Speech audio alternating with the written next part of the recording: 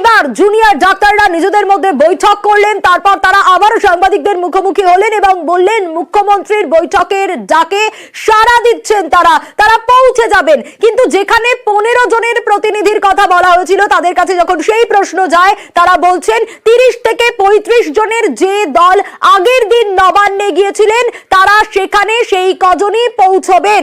5 দফা আলোচনা নিয়ে সাড়া দিয়েছেন তারা। মমতা বন্দ্যোপাধ্যায়ের ডাকে সারা জুনিয়র ডাক্তারদের, তারা যাচ্ছেন কালীঘাটের বাড়িতেই বৈঠকের জন্য।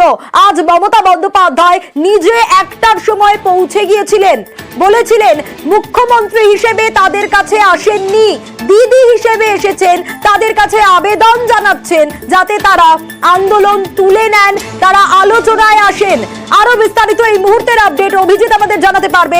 অভিজিৎ, মুখ্যমন্ত্রী মমতা বন্দ্যোপাধ্যায়ের বৈঠকের ডাকে সাড়া দিলেন জুনিয়র চিকিৎসকরা, কিন্তু 15 জনের কথা বলা হয়েছিল, এক্ষেত্রে 30 থেকে 35 জন। আগের দিন আমরা দেখেছিলাম নবান্নে 32 জন গিয়েছিলেন। এই মুহূর্তে জুনিয়র ডাক্তাররা বলছেন যে 30 থেকে 35 জনের যে দল নবান্নে সেদিন গিয়েছিল তারা প্রত্যেকে আজ সেখানে যাচ্ছেন।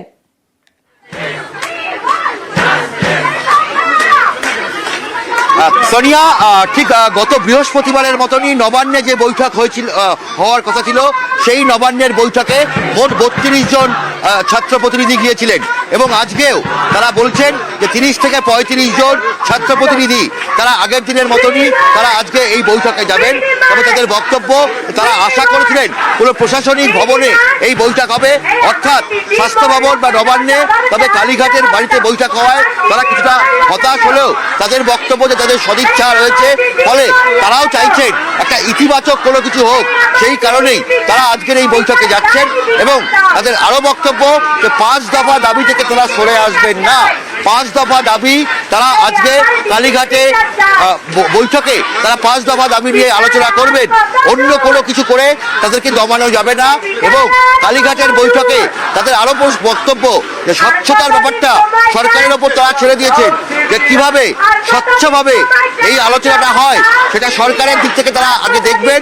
অর্থাৎ তারা তাদের বক্তব্য কালীঘাটে গিয়ে তারা দেখবেন স্বচ্ছতার জন্য কি ব্যবস্থা গ্রহণ করা হয়েছে, সেই অনুযায়ী তারা এই বৈঠক করবেন। এবং এই বৈঠক থেকে ফিরে এসে তারা এখানে আরো যে ছাত্ররা রয়েছেন, সমাজের বিভিন্ন স্তরের মানুষ রয়েছেন, তাদের সঙ্গে আলোচনা করেই তারা সিদ্ধান্ত নেবেন। এবং তারা আরো বলছেন যে অবশ্যই নজর থাকুক, আমাদের নজর থাকবে কি হয়, কোন দিকে যায়, কোন দিকে পরিস্থিতি এগোয়।